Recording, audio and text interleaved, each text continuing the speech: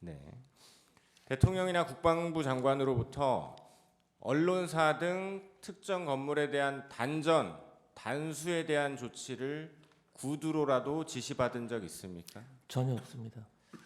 그런데 언론을 보면 증인께서 소방청장에게 몇 군데 단수를 지시했다는 이야기가 계속 나오는데 소방청장과 통화는 하셨죠? 통화했습니다. 왜 통화하신 거고 어떤 이야기 했는지 말씀해 주실 수 있습니까? 조금 설명이 필요한데요. 제가 대통령실에서 종이 쪽지 몇 개를 좀 멀리서 이렇게 본 게 있습니다.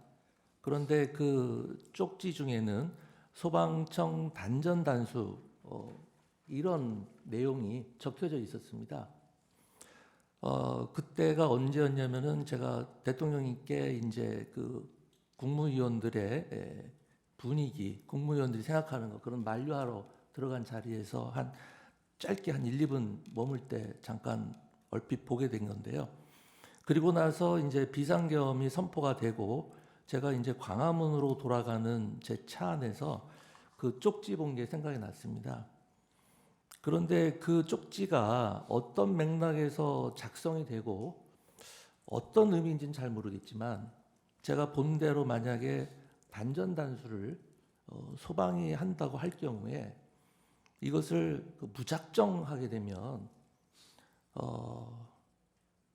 거기 국민들에게 큰 안전사고가 발생할 수도 있겠다. 경우에 따라서는 큰 인사사고가 갑자기 단전단수를 하면 인사사고가 발생할 수 있겠다라는 생각이 들었고 사무실로 돌아가는 내내 그게 굉장히 마음에 쓰였습니다.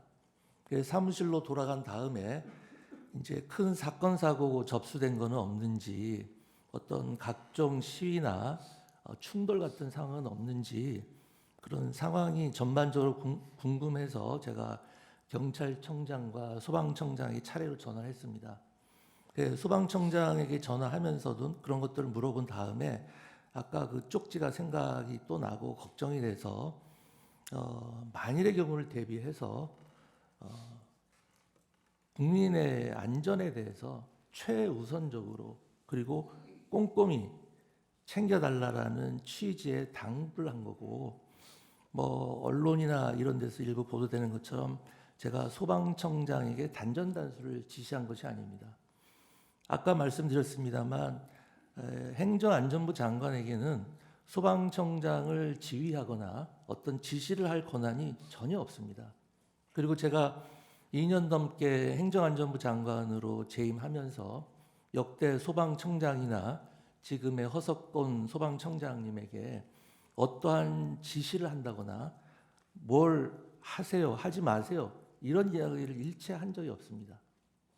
만일 대통령께서 저한테 어떤 지시를 했다면 비상계엄이라는 그런 급박한 상황에서 제가 최대한 신속하게 소방청장에게 그러한 내용을 전달을 하지 대통령의 지시사항을 무려 2시간 넘게 뭉개고 있다가 소방청장에게 전화하는 기회에 갑자기 전달하지는 않았을 겁니다.